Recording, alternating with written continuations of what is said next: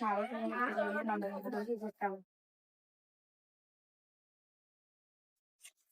అమ్మ చంద్రకళ, అత్తయ్య గారు. నాకు దాహం వేస్తుంది, దయచేసి మంచినీళ్ళు ఇవ్వగలవా? తప్పకుండా అత్తయ్య గారు.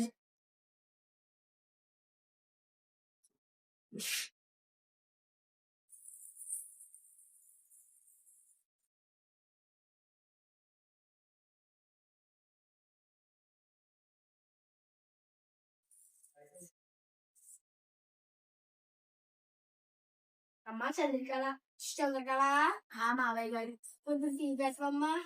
గ్యాస్ మీద కూర అన్నం నేను వెంటనే పెట్టిస్తాను.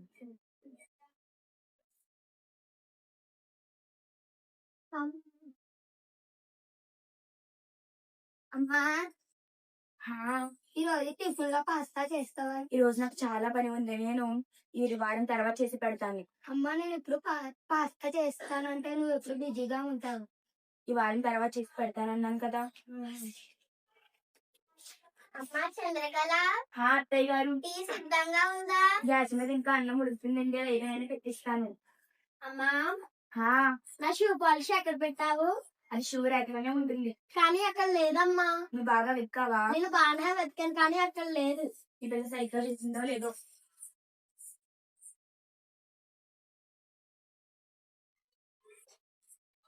అది షూ ర్యాక్ వెనకాల పడి ఉంది, బాగా వెతకొచ్చు కదా నీకు దొరికేది. ఈసారి సరిగ్గా వెతుకుతానులే అమ్మా. సరే. ఓ చంద్రకళ, త్వరగా లేవడానికి ప్రయత్నిస్తూ అప్పుడు నీ పనిని త్వరగా చేసుకోవచ్చు. నేను 5:30కి లేస్తున్నాను, మీరు 6:30కి లేస్తున్నారు. నేను నీకంటే గంట ముందు లేస్తున్నాను కదండి. అలాంటప్పుడు 5 గంటలకే లేవచ్చు కదా. అవునమ్మా, అవును. అప్పుడు మేము పొద్దున్నే ఇంటికి లేవాలి. మనం అందరం రోజు కంటే 10 నిమిషాల ముందు లెగిస్తే అమ్మకు సహాయం చేయవచ్చు కదా. ఈ విషయాన్ని నాకు యాక్టిజం క్లబ్ ద్వారా మా ఉపాధ్యాయులు నాకు చెప్పారు.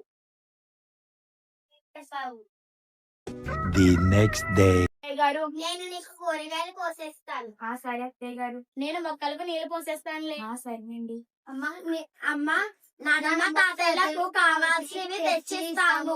మా స్కూల్ బ్యాగ్ మేమే స్వయంగా సర్దుకొని స్కూల్ కి వెళ్తామమ్మా. సరే. పిల్లలని స్కూల్ లో తెచ్చిస్తాను.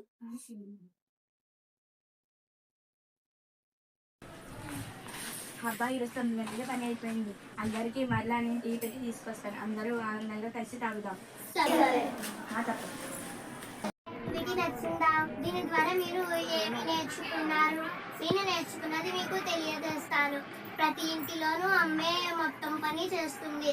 ఆమెకు విశ్రాంతి దొరకడం లేదు, పనుల్లో కూడా లేట్ అవుతుంది.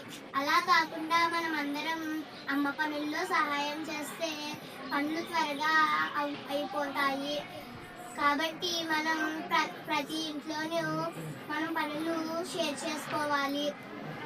ఇంట్లోనే కాదు, స్కూల్లో కూడా శుభ్రంగా ఉంచుకోవడం, భద్రతను షేర్ చేసుకోవాలి.